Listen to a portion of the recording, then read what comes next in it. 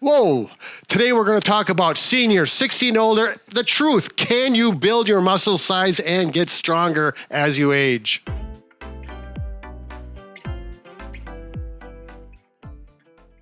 I'm Brad. I'm Mike, and behind the scenes we have Bob, and together we are the most famous physical therapy team on the internet. In our opinion, of course, Mike. Anyway, let's get to it. That's right. So this video is actually ideal for you if you're 60 and older. We're going to talk about the big question: can you grow muscle after you're 60 or even in your 70s and 80s? The answer is yes, you actually can. However, peak muscle building strength for most people is age 30 to 35.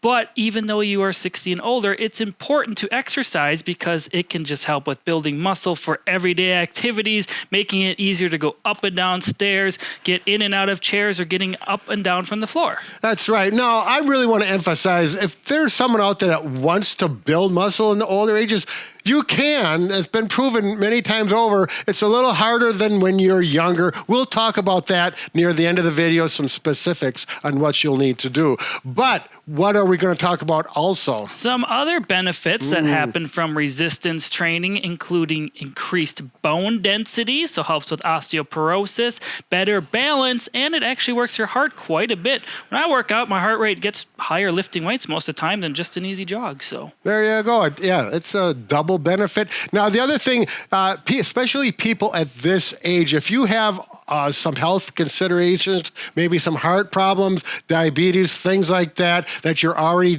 seeing a doctor for, you must go talk to your doctor to make sure there's no precautions you need to take in regards to strengthening your muscles. The other thing you didn't mention is osteopenia. If your bone density is lower, this is an ideal program for making that better as well. Also helps with sarcopenia because that's literally muscle loss. So it helps muscle growth. Now, if you have something like degenerative joint disease or arthritis in a specific area, you could still strengthen those muscles, but be cautious of how much you do and progress slowly because you don't want to flare up any of your joint pain. That's right. We'll get into that. I did want to mention, now, before you get started, you need to get your mindset right on how you approach your exercise program, because the number one biggest mistake, in my opinion, that people make, particularly when we get older, is too much. In other words, too aggressive, too soon. We need to start with very low amount of resistance. So almost to the point where you feel like, I'm not doing anything. Maybe I have to go harder. That's not what you want. When you start, you just need to adapt your muscles and joints to the motion of the exercises. Give it a week or so, and then start gradually adding weight, which requires discipline and patience. We'll talk about how many reps should someone start out with. Let's say if they're using some dumbbells or resistance, or actually squats or body weight. The reps, what do we say, Mike? Typically, 10 reps is a good goal to try to achieve. Anywhere from 8 to 12 is normally sufficient for muscle building. Starting out with 1, maybe 2 sets per each exercise is a good place to start. Over time, you can start progressing. Typically, muscle growth, hypertrophy, you need 30 repetitions total. So however many sets and reps you need to accomplish that. And when you get started, do it one day. Now, we're not going into details of which muscle groups in this video, but you're going to do your arms, your legs, your core. Do it one day, 10 repetitions or what's comfortable, and do not do it the next day. You might be sore and be surprised. That's normal. Don't worry about it. Wait till the third day so we have a day off, and then go back into it. Give the muscles and your joints time to recover from the effort, and then go back at it. Mike, do you have to add anything else to add with that? So a good example would just be Monday, Wednesday, Friday. Maybe you do resistance training or lifting weights, and then Tuesday, Thursday, just go for a walk or do everyday activities. Your muscles actually grow when you are recovering and not working out. They break down when you're lifting weights. They recover and grow, get stronger on your off days. Another thing, if you do have arthritis and it seems to be flaring up, a trick that you can do is, let's say I'm doing my curls, I have arthritis in my elbow joint or the knee joint.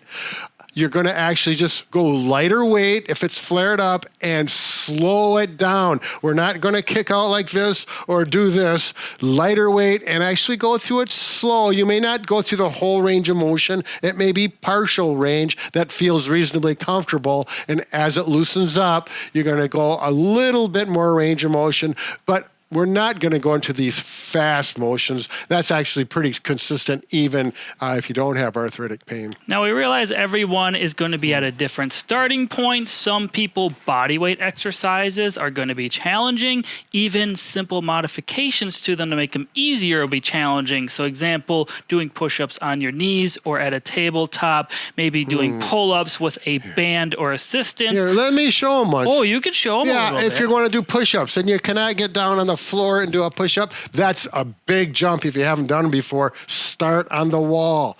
Do them like this. There we go. Work up to 10. When that gets easier, then you can go to a modified push-up on the cupboard and then go flat to the floor and do the GI push-up on your knees and then to your toes. And that kind of progression is available in almost every exercise that there is. It's just a matter of learning them, which is easy to do. We have these videos on our channel as well as other ones. Just do your homework and have fun and learn while you're doing this. Another good option if you don't want to go to a gym and pay for a membership or weights are just resistance bands. They come in numerous packs, so normally you get 5 in a pack. You can add or subtract bands. You can put all 5 together if you really want, but often they come with handles. They come with instructions. All of them do different exercises you can do. That's a good way to start, and most people, you're not going to injure yourself using a resistance band. It's pretty hard because they're pretty forgiving in comparison to weights. That's right. You know, you can use these. They typically come with an anchor that fits into a door. You can go on the wall. This is what I use at home, the wall anchors. We do sell them. They work very well because you can easily put your band on and off from different angles and really work it. A lot of versatility without a lot of cost, as well as not taking up room in your valuable household space, especially if you live in a smaller apartment or something of that nature. There was something else I wanted to mention. Well, go ahead. I was going to talk about the gym, but what do you have to say? No, that's where I was going too. If you do have a gym available or you want to join a fitness center, I think it's an excellent idea because when you go there, you need to know how to use weights properly if you don't have a history of that. So you're going to go there and almost all of them will have an introductory educational course or a trainer. You can go. A lot of times it's person to person. They'll take you through all the machines. They don't want you to get hurt, and you don't want to get hurt. So learn how to use them properly, and then you start to get to know people. It becomes a social event. And some gyms have nice beginner group classes. Maybe try those first. I would not go to some extreme group class right to begin with. Too much too soon. Yeah. Some people love aquatic therapy. I know that. I love the water. That seems like you. Yeah, but you're not going to grow your muscles swimming. No, you're not going to. I was just saying beginner classes are a good option. That's right. Now this is the other thing. If you are one of those people that want to grow your muscles, you want to increase the weight and the resistance after you're comfortable. Maybe 2 or 3 weeks, a month into it, you're comfortable with your routine. Increase the weight, not too much, too fast.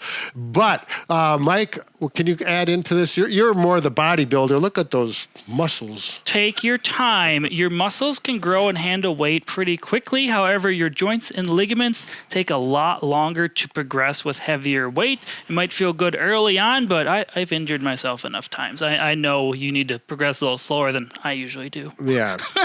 Take your time, ask questions, watch videos that keep you educated and up to snuff. Now, the other thing, we are not nutritionists. We don't talk about it a lot, but I can guarantee you that if you want to grow muscles, it's going to help if you eat a little more protein. Is that right, Mike? Yeah, typically protein is the building block for your muscles. Having healthy amino acids, that's just fancy component of protein, basically. Yeah. But essentially eating more protein, whatever way you want to do that, avoiding less processed foods, less sugars can also help. And cutting down on alcohol consumption, because, Brad, beer doesn't build muscle.